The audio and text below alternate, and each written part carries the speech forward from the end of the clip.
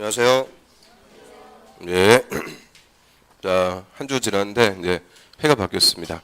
그래서 요번 주 뭐 내내 말씀 들으실 거고요. 저도 요번 주 내내 하고 있는데 하여튼 여러분들 새해 복 많이 받으시고요. 자, 여러분 늘 건강하시고 자, 올해가 17년이죠. 자, 17년 한 해 소원 성취하시길 바랍니다. 특히 자, 올해 이제 28회 시험인데 28회 시험에서 여러분들 모두 합격할 수 있게끔 자, 저는 앞에서 정확한 이 법적 지식을 전달하고요. 자, 여러분들은 그거 잘 습득하셔갖고 하여튼 올해 시험에서 모두 합격하시길 바라고요. 자, 그리고 오늘 이제 새로 오신 분들이 꽤 되시는 것 같아요. 새로 오시는 분 한번 손 들어보세요. 예, 자 반갑습니다. 자, 저는 부동산 공법 과목 담당하는 자, 한종민입니다. 그래서 앞으로 자, 여러분들하고 2차 과목 중에서 하나죠. 부동산 공법 같이 공부하게 됐고요. 잘 부탁드리겠습니다. 자, 그리고 이제 저 이번 주부터는 이제 새해 기초과정이니까 기본서 다 받으셨죠? 자, 기본서 이거 받으니까 어때요? 좀 뿌듯하지 않아요? 뭐 그런 거 없어요. 예.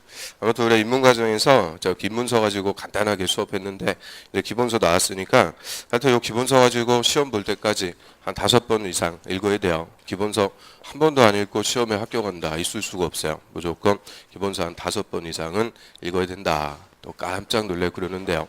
자, 우리 기본서가 저기 이제 줄이고 해도 780페이지 돼요. 780페이지.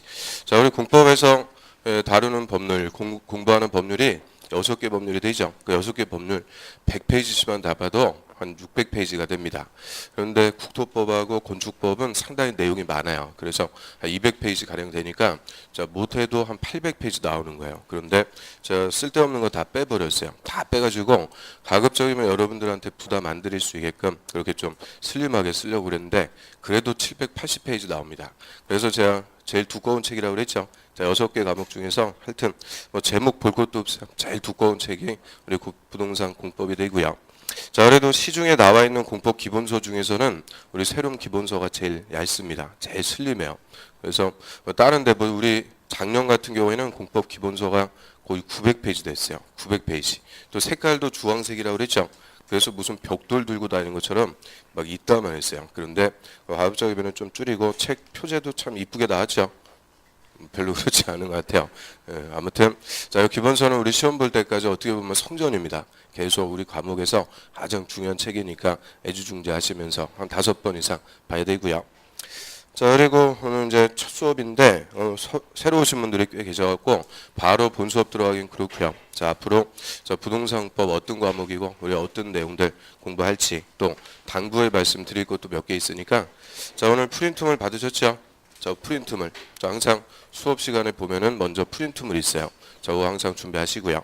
자, 프린트물 가지고 1시간 좀 더 쭉 말씀을 드리고 본 수업을 진행을 하겠습니다. 자, 프린트물 먼저 보시면 돼요.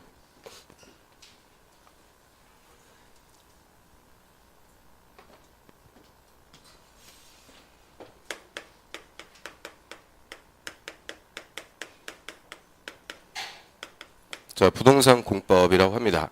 자, 부동산법은 우리 중개사 시험 2차 과목 중에 하나가 되죠. 자, 2차 과목에서 여러분들이 제일 좀 힘들어하고 어려워하고 좀 부담스러워하는 과목인데요. 자, 부동산 공법. 자, 이거 간단하게 풀어봐요. 우리 이제 인문과정 배우신 분들. 자, 부동산 하면은 뭘 얘기해요? 토지와 정착물 얘기하죠. 그래서 새로 오신 분들은 절대 주눅 드시고 그럴 필요는 없어요. 어차피 1시간 정도 지나가면 뭐 거기서 거기입니다. 이제 기본과정 들으신 분들 그 실력이 뽀록 나니까 절대 주눅 드시고 그럴 필요는 없고요. 자, 부동산 하면은 토지하고 정착물인데 자, 우리 공법에서 정착물 하면 한마디로 건물이에요. 그래서 부동산 하면은 토지하고 건물. 자, 그 중에서도 본질적 의미에서의 부동산은 뭐냐? 토지입니다. 그래서 이 부동산법을 토지공법 이렇게 부르고요. 그럼 토지에 대한 공법이라고 그래요. 공법. 그러면 공법이라는 말은 풀어가지고 얘기하면 공적인 법이다 하기죠. 공적 관계를 규율하는 법체계. 자, 그럼 이 공법하고 대비되는 개념으로서 자, 우리 사법이라는 게 또 있어요. 자, 사법이라는 것은 뭐겠어요? 사적인 법이다 하기죠. 사적인 관계를 규율하는 법체계다라고 하고요. 자, 이 사법의 이제 대표적인 것이 민법이 있습니다. 우리 중개사 시험 과목 1차에도 민법이 있죠. 하여튼 민법 같은 사법은 사적인 관계, 이 개인과 개인의 관계를 규율하는 법체계다라고 해요. 근데 우리 공법이라는 것은 공적 관계라고 그래요. 그럼 공적 관계는 누구와 누구의 관계다? 자, 국가하고 국민이죠. 그래서 이 국가와 국민의 공적인 관계를 규율하는 법체계를 우리가 공법이다라고 하고요. 그러면 사법, 민법 같은 사법에서는 자, 개인하고 개인이 절대 평등이라고 그래요. 우리 법 앞에 평등이라고 그러죠. 그래서 이 평등한 개인의 관계를 규율하는 법체계를 우리가 사법체계다라고 한다면, 자, 공법에서는 국가하고 국민이 절대 평등이 아닙니다. 자, 누가 더 위에 있어요? 국가가 더 위에 있죠. 국가가 국민보다 더 우월한 지위에서 저희 국가가 국민들에게 각종의 명령을 합니다. 자, 이런 행위는 하세요. 이런 행위는 하지 마세요. 이런 각종의 명령을 하고요. 여기에 대해서 국민들은 복종을 한다 그래요. 상명하복, 이런 수직적인 관계를 규율하는 법체계를 우리가 공법이다라고 합니다. 그래서 이 국가가 국민들에게 각종의 명령을 한다. 자, 이 명령하는 것을 뭐 규제한다 또는 제한한다라고 할 수 있고요. 그럼 이제 합쳐가지고 이해하면 되죠. 자, 부동산 공법. 자, 공법인데 뭐에 관한 공법이에요? 부동산, 즉 토지하고 건물에 대해서 자, 국가가 국민에게 각종의 명령을 가하는 법체계, 요거를 공법이다 이렇게 생각하시면 되고요. 자, 우리 부동산법이 여러 가지 이제 성격이 있어요. 자, 그중에서 첫 번째, 우리 부동산법은 자, 행정법의 영역에 속한다라고 합니다. 행정법이라고 그래요. 그럼 이런 국가와 국민의 관계에 관한 공법이라고 할 때는 여러 가지 법들이 있죠. 요새 우리 제일 많이 들어보는 법이 뭐가 있어요? 헌법이라는 거 있죠.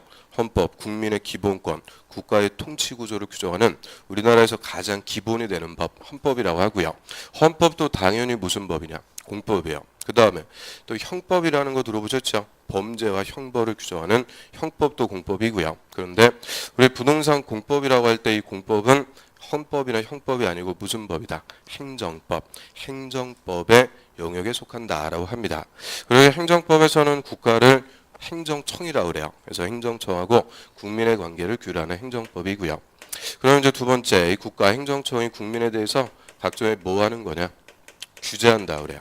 그래서 우리 부동산법은 무슨 과목이에요? 그러면은 자, 부동산에 대한 규제법이다. 자, 이렇게 얘기하시면 100점입니다. 한마디로 공법은 규제법이라고 그래요. 그러면 저는 국민들이 부동산, 토지나 건물을 소유하고 이용하고 거래, 즉 재산권 행사하는 것을 국가가 각종의 규제를 간다 그 얘기죠. 그래서 국민들이 부동산 재산권 행사를 규제하는 법이라고 그래요. 그럼 왜 이 국가가 국민들의 부동산 재산권 행사를 규제하게 될까요? 규제하는 목적은 자, 국민들에게 전적으로 부동산 재산권 행사를 맡겨두게 되니까 여러 가지 대한민국 부동산의 부작용이 발생하죠. 자, 예를 들어서 국토 곳곳이 난개발이 벌어진다 이런 말 들어보셨죠? 난개발이 돼요. 막 환경 오염시키면서 막 개발이 되니까 자, 국민들이 토지를 개발하려고 그래요. 그냥 개발 못하죠. 국가의 허가를 받아야만 개발할 수가 있어요. 자, 이런 제도를 우리가 무슨 제도라고 그래요? 개발행위 허가라고 그러죠. 개발행위 허가. 그 다음에 또 가장 대표적인 투기의 대상이 되는 것이 아파트라고 그래요. 그 아파트에 관해서 규율하는 주택법, 우리 입문과정 저번 주 마지막 시간에 주택법 배웠죠. 자, 주택법에서 분양가 상한제, 자, 그런 제도 배웠습니다. 자, 분양가 상한제가 뭐였을까요? 자, 이제 두 번째 물어봤는데 항상 물어만 보면은 정적이 흐르는 거죠.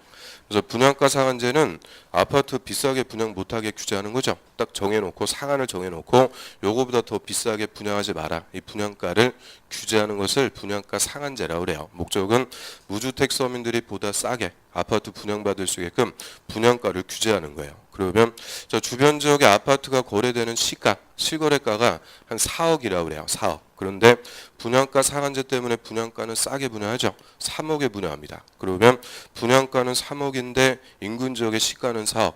그러니까 아파트 분양만 받으면 차액 1억. 이게 그대로 뭐가 돼요? 피로 붙는다 그러죠. 그래서 아파트는 분양만 받게 되면 바로 피가 붙는 이 투기의 대상이 됩니다. 그래서 아파트 우리 분양받았다. 분양받은 권리 뭐라고 불러요?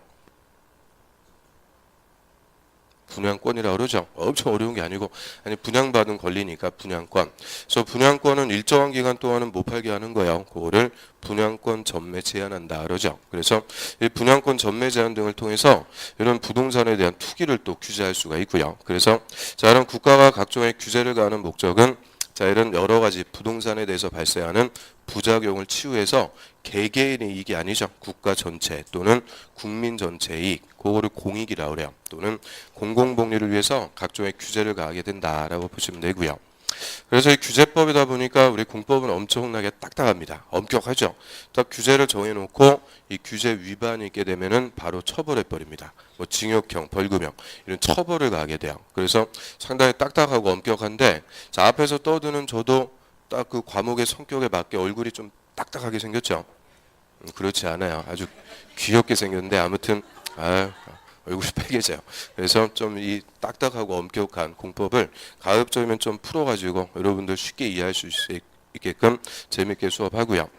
그 다음에 이제 토지에 대한 규제법이다라고 하는데 자, 전국 토가 너무 넓어요. 너무 넓으니까 자, 개별 토지에 대해서 각각의 규제를 정하기가 좀 어렵습니다. 그래서 우리 공법에서는 자, 일단의 지역을 대상으로 이 토지에 대한 계획을 수립해요. 이 계획을 수립해서 계획에 의거해서 각종 토지에 대한 규제를 가합니다. 그래서 우리 공법에 보면은 이 계획, 토지에 대한 계획이 한 20개 정도 나옵니다. 이 각종의 계획을 만들어서 계획에 의거해서 규제를 가하게 되고요. 그 다음에 규제를 좀 더 우리가 유식하게 학문적으로 공용부담이라고 그래요. 그래서 부동산법은 공용부담법의 성격을 갖는다라고 합니다. 그래서 우리가 공부하는 주된 논점이 요거예요. 공용부담. 그러면 자, 공용이라는 말은 공공의 목적을 얘기하고요. 자, 공공의 목적으로 국민들에게 일정한 부담을 가한다 그래요. 그럼 부담이라는 말이 첫 번째 법률 용어인데, 자, 우리 부담이라는 말 어떤 의미 썼어요? 부담. 부담은 뭐 얼굴이 부담스럽습니다. 그러죠? 그래서 얼굴이 부담된다. 그런 의미에서 부담이 아니고, 자, 우리 공법에서 부담이라고 할 때는 의무부과라고 그러죠.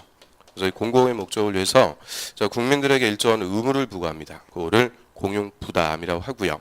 자, 이런 공용부담이 이제 몇 가지가 있어요. 근데 그 중에서 첫 번째, 자, 공용제한이라고 그래요. 이 공공의 목적을 위해서 자, 국민들이 토지를 함부로 이용하는 것을 제한합니다. 그거를 공용제한, 즉 토지의 합리적 이용을 위해서 토지용을 제한하는 것을 공용제한이라고 하고요. 자, 이런 공용제한에 해당하는 제도들이 많아요. 뭐 용도지역, 용도지구, 용도구역 여러 가지 제도들이 있는데, 이런 용도지역 같은 게 지정이 되면 그 용도에 맞게끔만 토지를 쓰도록 제한합니다. 즉, 내 땅이라도 내 마음대로 이용 못한다 그 얘기죠. 이런 토지용을 제한하는 것을 공용 제한이다라고 하고요. 자, 얘가 우리 시험에서 무조건 4문제씩 출제가 돼요. 그럼 공법에 40문제, 그 중에서 4문제면 10%다 그 얘기죠. 10%는 무조건 이 공용 제한이라는 것에서 물어보도록 하고 있고요. 그 다음에 이제 두 번째로 공용 수용이라는 게 또 있어요. 공용 수용. 그럼 수용이라는 말 혹시 들어보셨어요? 수용. 저 수용은 국민의 재산권을 강제적으로 국가가 뺏는 것을 수용이라고 그래요. 그래서 공익사업이라고 그러죠. 뭐 도로 놓고 철도 놓고. 자, 이런 공익사업 하는데 필요한 토지를 토지 소유자 내 땅 안 팝니다. 그러면 도로 놓을 수가 없는 거죠. 그래서 공익사업에 필요한 토지 등은 국가가 강제적으로 취득할 수 있도록 하고요. 물론 이제 강제적으로 뺏는 거니까 여기에 대해서 정당한 보상을 조건으로 해요. 보상을 조건으로 자, 국민의 재산권을 강제 취득한다. 그거를 수용이다라고 하는데, 자, 우리 공법에서 이 수용을 할 수 있는 사업이 총 4가지가 있어요. 그 4가지 사업 중에서 자, 2개는 무조건 우리 시험에서 또 출제가 됩니다. 그래서 이 공용 수용 요것도 우리가 공부할 주된 논점이다라고 하고요. 그 다음에 이제 세 번째 하나만 더 보면 공용 환지라는 게 또 있어요. 공용 환지. 자, 환지라는 것은 토지를 교환할 의무를 부과한다 그 얘기죠. 그래서 자, 우리 인문과정 배우신 분들 환지라는 말 어디서 들어봤어요? 무슨 사업할 때? 도시개발사업, 신도시 개발하는데 환지 방식으로 한다. 그러면 개발사업하기 전에 토지하고 개발사업이 끝나고 만들어진 토지를 법적으로 교환하도록 해요. 그거를 토지교환, 환지라고 하고요. 자, 이 환지의 종류도 여러 가지가 있죠. 뭐 증환지, 감환지, 입체환지 등등 해서 자, 환지에서도 거의 2문제씩 꼬박꼬박 출제가 됩니다. 그래서 우리가 공법에서 배우는 주된 논점이 이런 것들이야. 공용 제한, 수용, 환지 뭐 이런 것들. 그래서 이런 것들 앞으로 우리가 배워나가는 거니까 그냥 이름 정도만 들어두시라는 거예요. 그래서 자, 일단 이 4가지가 공법의 성격이다라고 합니다. 자, 하나씩 좀 읽어볼게요. 첫 번째, 우리 부동산법은 무슨 법이에요? 행정법이라고 그래요. 두 번째는 무슨 법? 규제법. 그래서 누가 이제 부동산 공법 배웠다 그러면 공법이 뭐예요? 이렇게 물어봤어요. 그럼 뭐라고 그러면 돼요? 규제법입니다. 이렇게 얘기하면 그냥 100점이에요. 그리고 저희 규제를 가하는데 수단이 뭐다? 계획. 이 토지에 대한 각종 계획을 만들어서 계획에 의거해서 규제를 가하고요. 저는 규제하는 것을 다른 말로 국민에게 일정한 의무를 부과한다. 그래서 좀 어렵게 공용부담, 공용부담법. 그래서 이 네 가지의 성격을 갖는 것이 우리 공법이다라고 하고요. 그래서 일단 저 프린트물 1페이지 한번 보세요. 자, 항상 수업하는 순서는 이렇게 돼요. 제가 먼저 판서하면서 설명을 쭉 드리고요. 그리고 자료나 교재 보고 확인합니다. 그래서 제가 수업 설명할 때는 집중하면서 잘 들으시기만 하면 돼요. 절대 뭐 필기하고 그럴 필요 절대 없어요. 필기할 거는 미리 프린트물로 다 자료로 나눠 드릴 테니까 절대 필기하시고 그럴 필요 없어요. 한마디로 여러분들은 그냥 손가락 하나 까딱 하실 필요 없이 그냥 집중해서 잘 들으시면 되고요. 다 프린트물로 나갑니다. 그럼 1번 한번 보세요. 부동산법의. 자, 부동산법은 부동산에 관한 공법적 규율의 총체다. 총체라는 말이 뭐예요? 다다 그죠? 그래서 부동산에 관한 공법적 규율을 다 공법이다라고 하고요. 그럼 R1번에 부동산은 보면 자, 부동산 밑줄 긋은 거죠. 토지와 정착물. 그럼 정착물로서 부동산이 되는 게 여러 개가 있는데 자, 그중에서 대표적으로 우리 공법에서는 건물 얘기합니다. 그래서 부동산 하면 토지하고 건물. 자, 그중에서도 본질적으로는 토지라고 그랬죠. 그래서 부동산법을 토지공법 이렇게 부르면 돼요. 토지공법. 그 다음에 가로 2번 공법적 규율. 공법이란 자, 국민 전체의 이익. 자, 국민 전체 또는 국가 전체의 이익. 자, 요거를 두 글자로 공익이라고 그래요. 또는 공공복리. 그래서 공익을 위해서 국가가 우월한 지위, 국민보다 더 위에 있어요. 우월한 지위에서 저 국민, 즉 사인의 재산권을 제한하고 사인 간의 법률 관계를 규제하는 것이다. 그러니까 한마디로 국가가 국민에 대해서 규제하고 제한하는 것을 공법이다. 그러죠. 그러면 한마디로 국가가 뭐에 관해서 규제한다는 거예요? 부동산 재산권 행사를 규제하는 법이다라고 하고요. 그래서 박스 밑에 보시면은 자, 동그라미 1, 2, 3, 4 행정법, 규제법, 계획법, 공용부담법 다 여기 그대로 나오죠. 설명 드린 거고 그 다음 뭐 땡땡 아주 어쩌고저쩌고 써놨는데 그거 칸 채우려고 써놓은 거니까 제목 정도 보시면 돼요. 그러면 자, 네 가지 우리 공법의 성격에서 다 주어가 누군지 한번 찾아봐요. 행정법이라고 그랬으니까 누가 주어일까요? 행정청, 국가 같은 행정청. 또 국민들에게 규제를 가하는 것도 누가 하는 거예요? 행정청, 국가가 합니다. 그래서 절대 우리 공법에서는 요 국민이 주어가 되는 게 아니고요. 국민들은 그냥 규제를 받아들여야 되는 수동적인 의미밖에 안 돼요. 그래서 항상 공법은 누가 주어로 나오는 거냐? 국가, 행정청이 주어입니다. 그러면 토지에 대한 계획을 수립한다. 이 계획도 우리가 수립하는 거 아니죠? 행정청이 수립하고요. 국민들에게 의무를 부과하는 것도 누가 하는 거예요? 행정청. 그래서 항상 이 공법에서는 주어가 되는 것이 행정처입니다. 그래서 이 국가 같은 행정처 이걸 모르고는 우리 공법을 절대 공부할 수가 없어요. 그래서 그 1페이지의 중간 부분 보시면은 제 행정청의 위계질서 그 중간에 박스 넣어가지고 그림 그려놓은 거 있죠. 자, 그거부터 먼저 봐야 되는데 자, 그게 우리 공법 공부하는데 전제 조건이에요. 요거를 모르고는 공법을 공부할 수가 없어요. 가장 기본이자 중요한 내용이고요. 그 앞에서 한번 쭉 보겠습니다. 저는 행정청 또는 행정기관 다 똑같은 말이에요. 행정기관, 행정청. 그 행정청 하면은 첫 번째 국가가 있습니다. 저희 국가를 중앙행정청 또는 중앙행정기관이라고 하고요. 저는 국가, 우리 공법에서 국가, 중앙행정기관 하면은 국토교통부를 얘기해요. 국토교통부. 그래서 이 국토교통부가 중앙행정기관. 그럼 이 국토교통부의 장이 누가 돼요? 국토교통부 장관이 되죠. 저 국토교통부 장관 이 사람이 곧 국가다 이렇게 생각하시면 되고요. 자, 그리고 이 각 부의 장관들 이 장관들을 우리가 중앙행정기관의 장 이렇게 표현합니다. 중앙행정기관의 장. 그래서 다 똑같은 말이에요. 국가라고 해도 되고 중앙행정기관의 장 이렇게 얘기해도 되고요. 그리고 국토교통부 장관 다 똑같은 말이고요. 그래서 정확하게 이러면 이제 국토교통부 장관인데 자, 이거 줄여가지고 이하에서는 국토부 장관 이렇게 불러요. 국토부 장관. 그리고 판서할 때는 두 글자 그냥 국자 이렇게 씁니다. 그래서 국자 이렇게 판서하면은 여러분들은 누군지 당연히 알아야 되죠. 자, 국자 하면은 누가 된다고요? 국토교통부 장관. 근데 우리 공법에 국토교통부만 나오는 거 아니죠? 또 들어본 부서 뭐 있어요? 해양수산부도 들어봤죠? 그럼 해양수산부의 장관, 해수부 장관 줄여갖고 얘기하고요. 두 글자로 줄이면 뭐가 돼요? 해장, 그렇죠? 해장. 그 다음에 또 저번 주에 농지법에서는 농림축산식품부 장관 들어봤죠? 농림축산식품부 장관 줄여갖고 농림부 장관. 두 글자로 줄이면 뭐예요? 농장. 그래서 뭐 국장, 해장, 농장, 장들 골고루 나옵니다. 된장은 없어요. 아무튼 그래서 국가의 국토부 장관이 있고요. 그 다음에 이제 국가 밑에 지방자치단체가 또 있어요. 지방자치단체는 말 그대로 지방행정처이라고 하고요. 그러면 지방자치단체는 줄여가지고 세 글자 뭐라고 부르면 돼요? 지자체라고 그러죠. 지자체. 근데 다시 지방자치법에 보면은 지방자치단체는 종류가 두 가지로 나눠집니다. 먼저 넓은 지역을 관할하는 광역지자체가 있다고 그러죠. 광역지자체 하면은 당연히 여기 서울특별시, 그 다음에 저 부산광역시, 광역시도 있고요. 그 다음에 경기도도 있어요. 도. 그 다음에 두 개가 더 들어갑니다. 특별자치시, 그리고 특별자치도. 자, 이 다섯 가지를 우리가 광역지자체, 넓은 지자체다 이렇게 얘기하고요. 그래서 우리 법에서 처음 나올 때는 이걸 다 써줘요. 특별시, 광역시, 도, 특별자치시, 특별자치도 다 써주는데 이거 다 써주게 되면은 법조문이 길어질 수밖에 없죠. 그래서 항상 법에서는 생략해갖고 써요. 요 다섯 개를 생략해갖고 씁니다. 그럼 이 다섯 개의 광역지자체, 자 이거 어떻게 줄이면 될까요? 자 특별시, 광역시, 도, 그리고 특별자치시, 특별자치도. 자 공통점 보니까 뒤에 다 뭐 아니면 뭐예요? 시 아니면 도로 끝나죠. 그래서 이 다섯 개 광역지자체는 이하에서는 줄여가지고 간단하게 뭐라고 쓰는 거냐? 시도라고 그래요. 시도.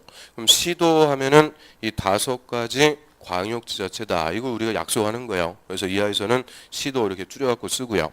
그러면 저는 광역지자체 장들, 특별시는 특별시장, 광역시는 광역시장, 도는 도장 아니죠. 도장이 아니고 도지사. 또 특별자치시장, 특별자치도지사. 그래서 이 다섯 명을 광역지자체장이라고 합니다. 그럼 광역지자체장도 처음에 나올 때는 다 써주는데 이하부터는 줄여갖고 쓰는 거예요. 자 이거 어떻게 줄이면 돼요? 시장 아니면 도지사니까 줄여갖고 뭐라고 부르면 돼요? 시도지사. 그래서 하여튼 요 시도지사 얘가 우리 공법에서 제일 많이 나와요. 한 100번 이상 나옵니다. 그런데 그래서 처음에 제가 수업 들어가기 전에 시도지사 누구다 다 밝혀주는 거죠. 정체를 밝혀드리는데 이거 시험 볼 때까지도 시도지사가 누군지 몰라요. 그러니까 계속 공법이 어렵다 그런 얘기가 나오는 거죠. 그래서 자 시도지사 하면은 정확하게 5명 누가 있어요? 특별시장, 또 광역시장, 또 도지사, 그리고 특별자치시장하고 특별자치도지사 이 5명을 줄여가지고 시도지사 이렇게 간단하게 표현하고요. 그 다음에 광역지자체 밑에 이제 풀뿌리가 되는 기초지자체가 또 있죠. 자 기초지자체. 그러면 특별시 아래에 두는 기초지자체는 자치구라고 그러죠. 그래서 서울특별시, 뭐 서초구, 강남구, 송파구 이런 구들을 다 자치구라고 그래요. 그래서 특별시 아래는 기초지자체로서 자치구를 두고요. 그럼 혹시나 해서 여쭤보는데요. 자, 우리 서울특별시는 요 자치구가 몇 개가 있다고 그래요? 25개 있죠. 엄청 많아요. 그래서 25개 자치구로 구성된 것이 특별시가 되죠. 그 다음에 부산 같은 광역시, 광역시 아래에 두는 기초지자체 역시 자치구가 있고요. 그런데 광역시는 특별시하고 또 다른 점이에요. 광역시 안에는 뭐도 들 수 있냐? 군도 들 수가 있어요. 그래서 광역시 아래에 두는 기초지자체는 자치구하고 군. 그 뭐 부산광역시, 해운대구 이런 거 들어봤죠? 근데 또 광역시 안에 군도 들어와요. 그러면 우리 광역시 안에 있는 군 들어본 거 뭐 있을까요? 대표적으로 인천광역시, 강화군 이런 거 있죠? 강화도 놀러 가보셨죠? 그래서 인천광역시 강화군, 또 위에 웅진군, 또 부산광역시 뭐 기장군 해가지고 이 광역시 안에는 자치구도 있고 뭐도 있다, 군도 있다. 이게 특별시하고 차이점입니다. 그 다음에 경기도 같은 도 아래에는 자 기초시하고 그리고 기초군, 시하고 군을 두죠. 그래서 경기도 성남시, 경기도 가평군 뭐 이런 식으로 시하고 군을 두게 돼요. 그래서 자 자치구의 종류는 뭐가 있는 거예요? 자치구가 있고 군이 있고 시가 있습니다. 그래서 기초지자체는 자 이렇게 세 가지가 있고요. 자, 요 거꾸로 시, 군, 자치구 줄여가지고 시, 군, 구라고 합니다. 시, 군, 구. 그러면 자 일단 우리 공법에서 구다라고 하면은 무조건 무슨 구를 얘기한다. 자치구입니다. 자치구를 얘기하는 거고, 자, 큰 도시들 있죠. 뭐 옆에 성남시 같은 큰 도시 아래는 비자치구를 둘 수가 있어요. 성남시 분당구 이런 거 들어보셨죠? 또 고양시 일산구 이런 큰 도시 안에는 비자치구를 둘 수가 있는데, 자 우리 공법에서는 비자치구는 나오는 거 일체 없어요. 그래서 공법에서 구다 하면은 무조건 특별시, 광역시 안에 두는 자치구다 이렇게 생각하시면 되고요. 그 다음에 자 또 똑같이 시라고 있어요. 자 시도, 시군구. 자 시도, 시군구 다 국어는 시라고 쓰는데 뒤에 뭐가 붙느냐에 따라서 의미가 다르다 그 얘기죠. 그러면 자 여기서 시도할 때 시, 성남시 이런 거 얘기하는 거 아니죠. 자 여기서 시도는 도와 같은 거 무슨 시예요? 특별시하고 광역시를 얘기하고요. 시군구라고 할 때 이 시가 성남시 같은 기초시를 지칭을 해요. 그래서 또가지 시다. 자 뒤에 뭐가 붙느냐에 따라서 무슨 시를 얘기하는지 그런 것들을 우리가 서로 약속한다 그 얘기죠. 약속해서 일부 공법에서 하여튼 계속 나옵니다. 그래서 확실하게 개념들 봐야 되고요. 그러면 기초지자체 장들 자치구는 뭐라고 불러요? 구청장. 그리고 군일 때는 군수, 시일 때는 시장. 그래서 시장, 군수, 자치구, 구청장 줄여가지고 시군 구청장이라고 표현합니다. 시군 구청장. 그래서 여기서는 순서가 그대로 우리 행정청의 위계질서입니다. 자 위계질서는 상급 행정청이 있고 하급 행정청이 있다 그 얘기죠. 그래서 자 우리 공법에서 제일 높은 상급 행정청 하면은 누굴 얘기할까요? 국토부 장관. 저희 국토부 장관이 가장 상급 행정청이라고 그래요. 근데 물론 행정조직도를 보면은 국토부 장관보다 더 위에 있죠. 가장 높은 사람 행정부의 수반이 누구예요? 대통령. 근데 대통령이 지금 식물 대통령이에요. 그 다음에 이제 총리가 있고 각 부의 장관이 들어가는데 자 우리 공법에서 역시 대통령 총리 나오는 거 있어요 없어요? 없습니다. 그래서 무조건 제일 높은 사람 하면은 국토부 장관이다 이렇게 보시면 되고요. 그 다음이 시도지사, 다음이 시군 구청장. 자 이게 그대로 상하 위계질서라고 그래요. 그래서 우리 좀 이따 배우겠지만 자 시장이나 군수라 그래요. 시장이나 군수가 자 토지에 대한 계획을 수립합니다. 그러면 계획을 잘 수립했는지 승인을 받아요. 승인. 상급 행정처한테 와서 사인 받는 것을 승인이다라고 하는데 그 시장하고 군수는 계획 수립했습니다. 누구한테 와서 승인 받는 거예요? 도지사한테. 그러면 특별시장, 광역시장, 도지사, 시도지사가 계획 수립했어요. 시도지사는 누구한테? 국토부 장관. 자 그대로 위계질서요. 그래서 절대 시장, 군수가 한 달이 뛰고 국토부 장관한테 승인받고 이런 거 절대 없어요. 무조건 시장 원수는 누구한테 간다? 도지사. 시도지사는 국토부 장관. 딱 요 위계질서대로 공법에 딱딱 맞게 규정이 돼 있으니까 하여튼 요 위계질서 요거부터 확실하게 잡아야 되고요. 그런데 요 행정청의 위계질서가 어려운 거 아니죠? 우리 주소하고 똑같아요. 자 서울특별시, 서초구, 서초동 이렇게 들어가죠. 그럼 서울특별시가 뭐가 돼요? 광역. 서초구는 기초지자체. 또는 뭐 경기도 성남시 뭐 이렇게 가죠. 그럼 경기도가 광역, 성남시는 기초. 그래서 주소하고 똑같은 거니까 자 이런 행정처 요거부터 확실하게 파악을 해두셔야 돼요. 자 그리고 이제 또 개념들 몇 개 더 봐야 되는데 자 지방자치라고 그래요. 지방자치. 그러면 자치라는 말이 뭘까요? 자치. 자치는 수수로 관할 구역을 통치, 다스려 나간다 그 얘기죠. 그래서 이 지방자치단체 장 중에서 수수로 관할 구역을 통치할 수 있는 권한, 저를 자치권이라고 그러죠. 이 자치권을 갖는 지자체 장이 있어요. 그럼 자치권자 하면은 원칙적으로는 누구냐? 시도지사입니다. 그래서 특별시장, 광역시장, 도지사. 자, 이 사람들은 국가의 감독이나 승인이 필요 없어요. 스스로 관할 구역을 통치합니다. 그러면 우리 서울특별시는 누가 책임지고 다스려 나가는 거예요? 특별시장. 광역시는 광역시장. 도는 도지사. 자, 이 사람들이 스스로 관할 구역을 통치, 다스려 나가고요. 그런데 저희 자치권 개념에서 하나 우리가 더 봐야 될 게 있어요. 자, 도 아래 두는 시입니다. 자, 이 기초시인데, 자, 이 기초시는 다시 두 가지로 또 구분을 하죠. 자, 인구 50만을 기준으로 해요. 그래서 인구가 50만을 기준으로 해서 50만 이상인 시를 대도시, 인구 50만 미만일 때는 일반시라고 부르고요. 그래서 인구 50만 이상의 대도시의 시장, 자, 이 사람들한테도 자치권을 인정을 해주게 돼요. 그래서 대도시장도 자치권자다라고 하고요. 그럼 이 대도시가 이제 대부분 경기도에 있습니다. 뭐 대표적인 게 수원시, 뭐 성남시, 고양시, 뭐 저 지방으로 가면은 창원시, 전주시, 뭐 포항시 몇 개가 없는데요. 자, 이런 이제 대도시 개념을 새로 도입한 이유가 있어요. 자, 우리 요 시, 도 아래에 있는 기초시가 광역시가 될 수가 있어요. 그럼 시가 광역시로 승격되는 요건은 인구가 100만이라고 그래요. 100만. 100만 이상 되면 광역시가 될 수가 있죠. 그래서 예전에 한 30년 전쯤인가는 울산시라고 불렀어요. 울산시. 그 울산시의 인구가 100만 이상 되면서 뭐가 돼버린 거예요? 울산 광역시가 된 거죠. 그래서 인구 100만 이상이면 광역시가 되는데, 자, 우리나라 기초시 중에서 제일 큰 시가 수원시입니다. 자, 수원시는 인구가 얼마일까요? 118만 명이라고 그래요. 이거 엄청 많아요. 그래서 울산시보다 인구가 더 많습니다. 그 다음에 고양시도 인구가 102만, 다 100만이 넘어가는 시들이에요. 그래서 자, 이런 수원 같은 경우에는 인구 100만 넘어가니까 얼마든지 뭐가 될 수 있어요? 광역시가 될 수가 있는 건데 절대 광역시로 승격을 안 시켜줘요. 왜 안 시켜줄까? 자, 뭐 수원이라든지 성남이나 고양 다 경기도에 있죠.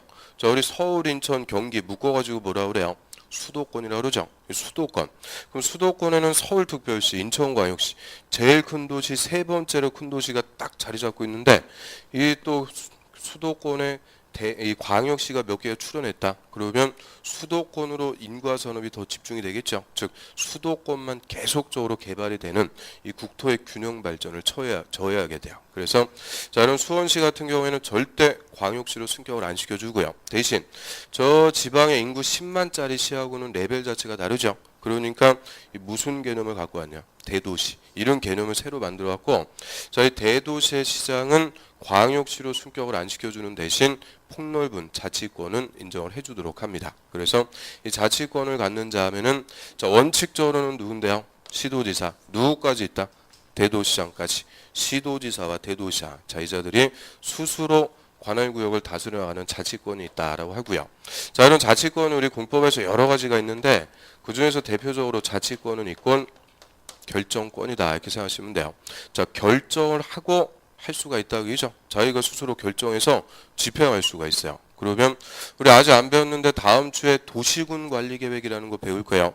자, 도시군 관리 계획 결정권자. 그러면은 누구라고 그러면 돼요? 자치권자, 시도지사하고 대도시장. 안 배웠어도 다 찾아낼 수가 있고요. 그래서 이 자치권이 있고 결정권 여러 가지 권한이 되니까 자치권을 누가 갖는지 자, 그것도 하나 말씀을 드렸고요. 그 다음에 행정청에서 하나만 더 볼게요. 자, 요 특별자치시하고 특별자치도. 자, 요 일단 특별자치시하고 특별자치도는 위계질서상은 뭐예요? 광역지자체라고 그러죠. 그런데 왜 일반적으로 요 광역지자체는 아래 기초지자체를 둡니다. 그리고 이 광역지자체장의 권한이 있고 기초지자체장의 권한이 각각 있어요. 그러면 우리 기초지자체장, 시, 군, 구청장의 권한 대표적으로 우리 공법에서 허가라는 거 많이 봤죠. 자, 허가 중에서 요 시군구청장한테 가서 허가 받는 거 대표적으로 뭐 있어요? 자, 그러니까 이제 벌써부터 한 4번 물어봤는데 역시 정적만 흐르는 거죠. 그래서 시군구청장한테 허가 받는 게 대표적으로 건축 허가입니다. 건축 허가. 건물 건축하려면 건축 허가 받아야죠. 그 건축 허가 제일 가까운 누구한테 와서 받아라? 시군구청장. 그 다음에 또 요 광역지자체장의 권한. 자, 시도지사가 지정하는 게 있죠. 우리 저번 주에 농지법 하면서 배웠던 농업진흥지역. 농업진흥지역은 무조건 누구만 지정해요? 시도지사. 그러니까 요 광역지자체장이 하는 게 있고 기초지자체장이 하는 게 있다. 그죠? 업무가 각각 있는데 자, 요 한번 봐요. 특별자치시하고 특별자치도는 광역인데 특징 아래 기초지자체가 있어요, 없어요? 없다. 기초가 없습니다. 그러니까 이 특별자치시하고 특별자치도지사는 광역지자체장의 권한도 갖고 더불어서 기초지자체장의 권한도 다 갖습니다. 즉 한마디로 만능이다. 그죠? 모든 지자체장의 권한을 다 가지니까 자, 이 사람들은 다 되는데 우리가 별도로 신경 쓸 필요가 없다는 거예요. 그래서 이하에서 특별자치시하고 특별자치도는 나오면은 다 생략입니다. 자, 이거 가지고 우리 공법에서 정답으로 시험 출제하고 그런 거 절대 없어요. 그래서 특별자치도는 뭐에 해당한다고요? 광역. 그 정도만 우리가 보고요. 그리고 이거 우리나라에서 각각 하나씩밖에 없죠. 그럼 특별자치시는 어디 얘기해요? 야, 이거 아는 거 하나 이제 나왔죠. 자, 세종시. 특별자치도는 제주도. 그래서 세종시하고 제주도 각각 하나씩만 있고, 자, 이 두 개를 뭐 논점을 해서 물어보고 그런 거 절대 없다 그랬어요. 그래서 이게 뭐 신경 쓰고 그럴 필요 없어요. 그러면 자, 여기까지 하고 자, 위계질서 쭉 봤는데, 그러면 국가하고 지자체를 합쳐가지고 뭐라고 부른다고요? 행정청. 자, 행정청이 토지에 대한 계획을 만들어서 국민의 토지 소유권 행사를 규제하는 법. 이거를 우리가 공법이다라고 합니다. 그러면 자, 이런 부동산 공법, 이 규제법이라고 할 수 있는 게 엄청 많아요. 시중에 한 100여 개 되는 법률이 있습니다. 엄청 많아가지고, 그리고 특히 우리 공법은 부동산 정책에 따라서 수시로 개정되죠. 수시로 바뀌어요. 1년에 한 10대번씩 바뀝니다. 그래서 자, 나중에 이제 중개사 시험 합격하신 다음에 실무 나가도 계속 공부해야 돼요. 공부하고 교육받고 그러는데 다 뭐에 관해서 공부하는 거냐? 이 공법에 관해서 공부한다 이렇게 생각하시면 돼요. 하여튼 끝까지 계속적으로 공부를 해나가야 될 게 이 공법인데요. 자, 이 100여 개 되는 법률 이거 다 공부하려고 그러면 평생 걸려요. 한도 끝도 없고. 그래서 이 100여 개 중에서 우리 공법 이 부동산에 대한 가장 기본적인 규제를 담고 있는 6개 개별 법을 우리 공법이라는 과목에서 공부를 하게 돼요. 그래서 절대 부동산 공법이라는 법률을 배운다 이렇게 생각하시면 안 돼요. 부동산 공법이라는 법은 있어요, 없어요? 없어요. 이거는 우리 시험 과목의 제목이고요. 공법이라는 과목에서는 구체적으로 6개 개별 법을 공부를 합니다. 그러면 자, 어떤 법들을 공부하게 되는지, 자, 이제 한 페이지 넘겨보세요.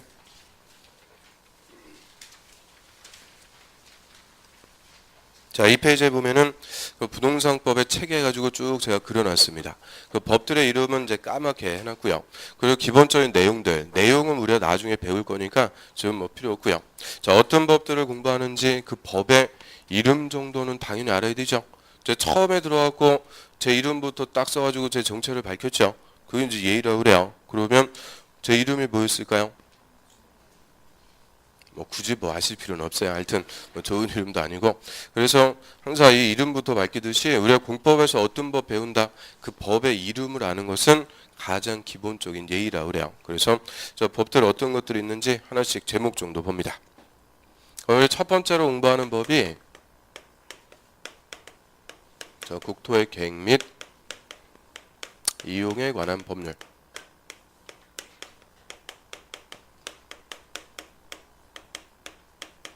자, 이거를 이제 첫 번째로 공부해요. 하여튼 우리 공법에서 나오는 법들은 이름이 다 길어요. 국토의 계획 및 이용에 관한 법률.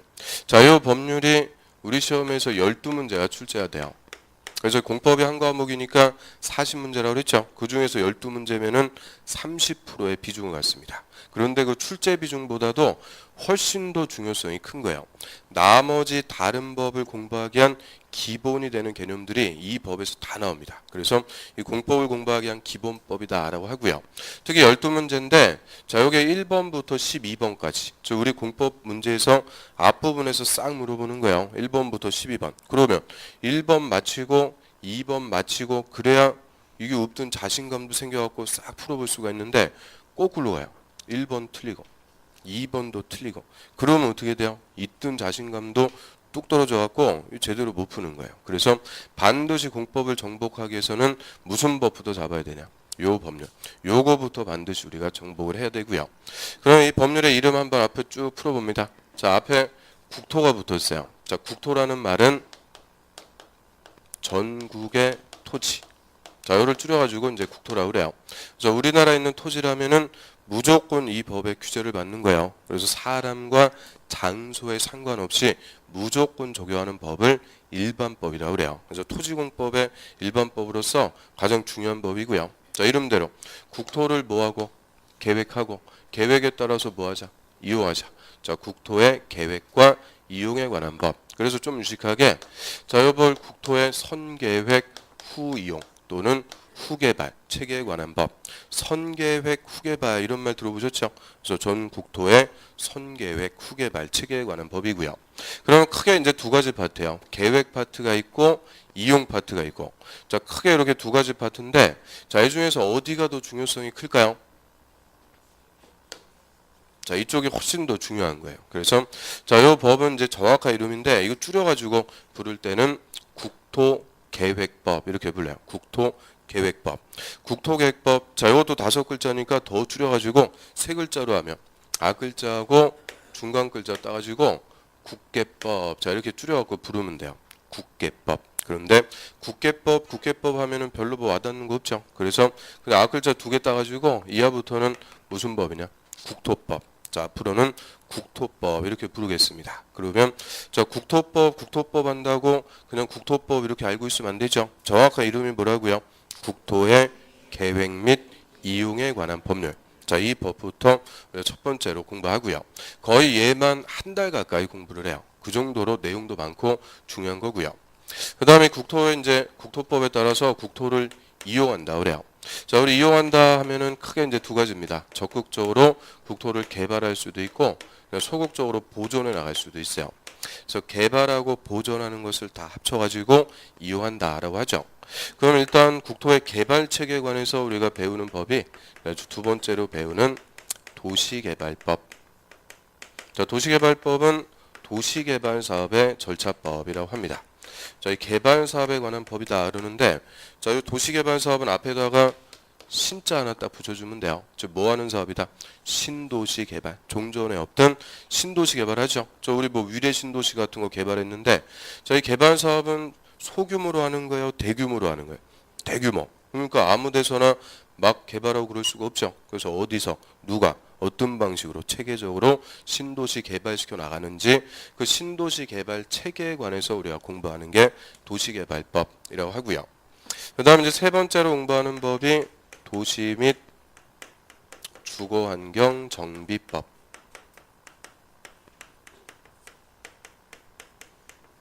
자, 이 법률은 정비사업의 절차법이라고 그래요. 즉 정비사업에 관한 법이다 하는데, 그럼 정비사업, 법에서는 정비사업이라고 불러요. 자, 우리 정비라는 말 국어적인 의미에서 뭘까요? 정비. 정비는 고친다 그죠? 우리 자동차 정비하듯이 고치는 거예요. 고치는 사업인데, 그럼 뭐를 고치는 걸까요? 자, 여기서는 자동차를 고치고 그런 거 아니죠?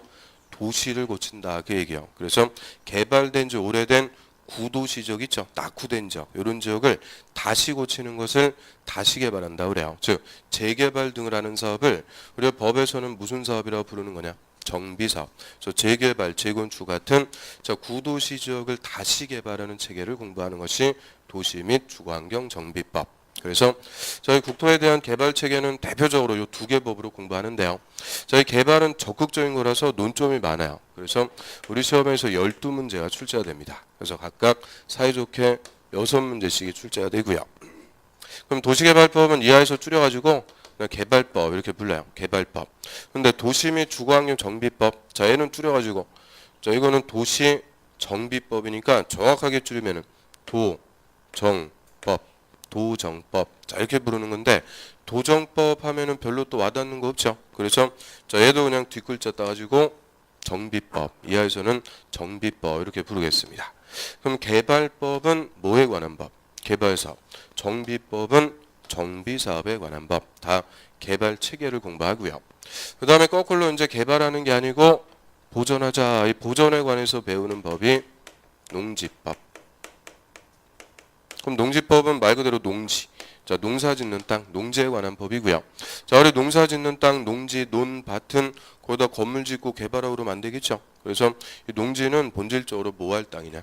보존할 땅. 보존할 땅이니까 이 보존 성격이다라고 하고요. 자, 보존은 별 논점이 없어요. 그래서 농지법은 2문제가 딱 출제가 돼요. 그것도 맨 마지막에 공법에 39번하고 40번 딱 맨 마지막에 물어보는 법이 농지법입니다. 그리고 2문제인데 자, 이 중에서 한 문제는 어렵게, 한 문제는 쉽게. 그래서 이 농지법은 열심히 공부해봤자 그냥 한 문제 정도 맞히는 법이에요. 그래서 나중에 와서 나는 농지법 열심히 공부해서 2문제 다 맞춰야지. 자, 그럴 목표를 가질 필요가 있어요, 없어요? 없어요. 그냥 농지법은 열심히 공부해도 그냥 한 문제밖에 안 돼요. 그리고 자, 우리 시험 과목 중에서 제일 마지막에 보는 과목이 무슨 과목이에요? 공법이죠. 자, 1차 과목 보고 2차 과목 보는데 그 2차 과목에서 제일 마지막이 공법. 자, 그 중에서도 제일 마지막에 물어보는 게 농지법. 그래서 한마디로 우리 시험의 대미를 장식한다 그래요. 그럼 사람이 항상 뭐가 좋아야 돼요? 끝이 좋아야죠. 그리고 우리 1차 딱 시험 보고 한 30분 쉬었다가 2차 봅니다. 그러면 시험 감독관이 시험지 나눠주고 일단 시간 되기 전까지 덮어두라 그러죠. 풀지 말라고. 덮어두면은 딱 나오는 게 뭐라 그랬어요? 농지법. 이 두 개가 딱 나와지고 풀지 말라 그래도 눈으로 딱 풀어봐요. 눈으로 딱 풀어보는데 아 어려운 거 걸렸다. 그러면 또 자신감 뚝 떨어져요. 그래서 아무튼 이 농지법은 두 개 중에서 하나인데 자 이거는 완전 시크릿이에요. 어디 다른 데 가서 말씀하지 마세요. 자, 농지법은 지금 10년 동안 무조건 두 개 중에서 하나는 답이 몇 번이라고 그랬어요? 5번. 자, 이건 아주 깨지지 않는 지금 기록이에요. 역사적으로 10년 동안 무조건 두 개 중에서 하나는 5번이 답이었어요. 그래서 작년에 27회 때는 40번이 5번. 26회 때는 39번이 5번. 10년간 깨지지 않는 법칙. 그래서 농지법은 두 개 5번 갖다 찍으면 하나는 무조건 맞았어요. 그런데 자, 올해 28회 시험에서 농지법도 5번 갖다 딱 찍었어요. 두 개 다 5번으로 찍었는데 올해는 5번이 안 나왔어요. 그렇다고 저한테 막 쌍욕을 하고 그럴 필요는 없는 거죠. 저는 그냥 통계만 말씀드리는 거고 자, 찍는 거는 항상 누구 책임하에 자기 책임하에 찍는 거지 저한테 막 쌍욕을 하고 그러면 안 돼요. 아무튼 그래서 농지법은 여태까지 무조건 두 개 중에서 하나는 5번이 답이었어요. 그리고 특히 작년 같은 경우에는 39번이 쉬운 문제였어요. 용어 가지고 아주 쉽게 물어봤는데 그거는 3번이 답이었어요. 그거 풀어갖고 우리가 맞추고요. 어려운 게 답이 5번이었어요. 그러니까 찍어갖고 5번 맞추고. 그래서 작년은 농지법을 두 문제 다 맞게 할 수 있게끔 좀 쉽게 수월하게 출제가 됐어요. 그래서 자 일단 여기까지가 4개 법률 다 토지에 대한 공법이라고 그래요. 토지공법. 그런데 자 부동산이라고 할 때는 토지만 있는 게 아니고 또 뭐도 있어요? 건물. 그래서 자 건물에 대한 공법으로서 우리가 두 개 또 공부해야 돼요. 자 먼저 건축법. 자 건축법은 건물 건축에 관한 일반법이라고 그래요. 즉 우리나라에서 누구라도 건물을 지으려고 그래요. 건축하려면 이 건축법의 규제를 받습니다. 즉 건축 허가를 받아야 되고요. 그 여기서 건물이라고 할 때는 모든 건물이에요. 모든 건물. 그럼 우리 주거용도의 건물은 뭐라고 부르면 돼요? 주택. 사업용 건물은 상가. 공업용 건물은 공자. 뭐 등등. 하여튼 어떤 건물이든 건축하려면 건축법의 규제를 받습니다. 그런데 자, 이 중에서도 가장 기본이 되는 건물이 뭐예요? 주택. 우리 의식주의 하나로서 먹고 살려면 반드시 있어야 되는 건물이 주택이니까 자, 이 주택에 관해서만 특별히 또 규율하는 법이 주택법이 되죠. 그래서 주택법은 자, 주택의 건설, 공급, 리모델링에 관한 법이다라고 합니다. 그래서 일단 우리 건축법하고 주택법의 관계 요거부터 한번 보면 자, 모든 건물에 일반적으로 적용하는 법이 무슨 법? 건축법. 그 중에서도 주거용 건물인 주택에 관해서만 특별히 규율하는 법이 주택법. 그래서 건축법이 일반법, 주택법은 특별법. 그러면 주택법에 규정이 있으면 주택법을 우선 적용하는 거예요. 그런데 주택법에 규정이 없다. 그러면 이제 무슨 법 적용하는 거예요? 일반법인 건축법을 적용하죠. 그래서 자, 주택법하고 건축법이 이제 건물공법인데 자, 그러면 이거 한번 보세요. 자, 건축법에서는 주택을 뭐 한다고 그랬어요? 건축. 근데 주택법은 주택을 뭐 한다? 건설. 건축, 건설. 다 집 짓는 거는 똑같은 거예요. 집 짓는데 건축한다, 건설한다 용어를 다르게 씁니다. 그 말은 의미가 다르다. 그 얘기죠. 자, 우리 저번 주에 주택법 배웠으니까요. 자, 주택법에서 주택을 건설한다. 건설은 의미가 뭐라고 그랬어요? 내 집 한 채 짓는 거 아니라고 그랬죠. 내 집 한 채 지을 때 개별적으로 지을 때는 건축법을 규정하고요. 주택을 건설하는 것은 건설회사가 아파트 단지 하나를 만드는 거죠. 몇백 세대 이상 집단적으로 지을 때 이때는 건설한다 그래요. 그래서 주택을 개별적으로 지을 때는 건축법, 건설회사가 집단적으로 지을 때는 주택법. 그래서 각각 건축법하고 주택법. 자, 이 두 개 이제 건물공법이고요.